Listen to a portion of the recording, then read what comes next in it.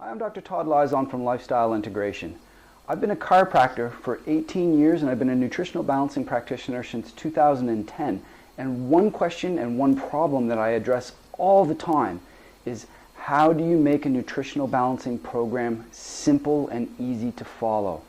I've put together a 3-part video series that will explain nutritional balancing in a simple, effective way so that you can get the health back that you're looking to restore.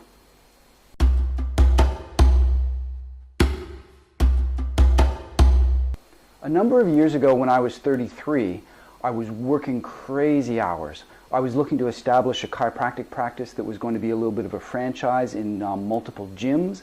I had a business partner. I had the mindset that more was better and busy was good. And I ended up burning myself out and I ended up getting quite sick. And from that infection, that ended up infecting the lining of my heart, and that in turn created a mild heart attack. And that was my eye-opener. That was what got me really looking at what was going on around me and wanting to make a change. And the point I would make with this is that I was a health practitioner at that time. I'd been a chiropractor for a number of years and I should have known better, but knowledge doesn't always equal action. Today I want to make sure that you have that knowledge, and I want to make sure to make it simple so that you can take action to get your health back. This diagram over here explains health and how it's lost and how it's gained. It's a very simple diagram, and ultimately it all comes down to stress. Stress is the driving force that creates most chronic degenerative problems, and in a nutshell, here's the example of how stress works. Crocodile jumps out at you, massive stress. Your body goes through a predictable and reproducible stress response. It is the same every single time.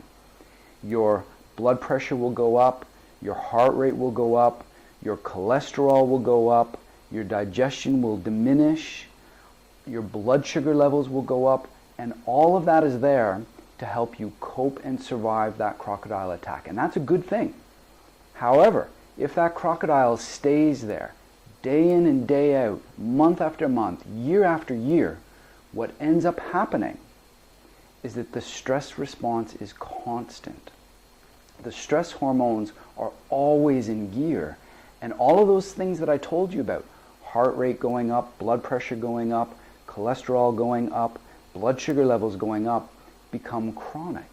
They're constantly elevated because the crocodile is always there, and before long you end up with a chronic degenerative disease. I just explained essentially heart disease and diabetes.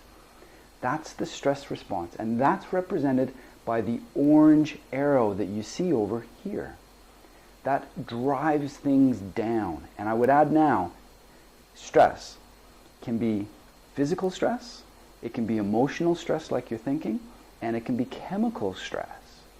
Stress in its 3 forms is what drives this process down. Now we have an opposing force, which is the green arrow. And that's all the good things, the healing things, the repairing things. But you can see, if you get the balance wrong, what happens is you start off up at the top, up here. But if the orange arrow outweighs the green arrow, things go downhill, as you can see, quite quickly, until one day you cross that threshold from a symptom perspective. You go below the red line and you develop a symptom.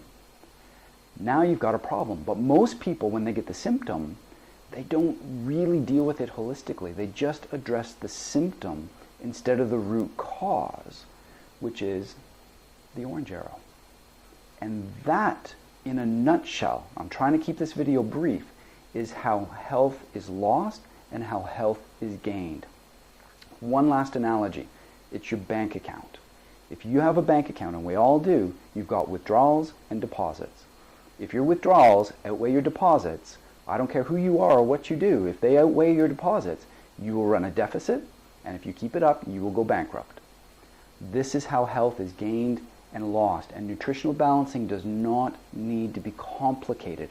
I see far too many practitioners and people making it complicated. Keep it simple, and you get results. I'll be back with part 2 shortly.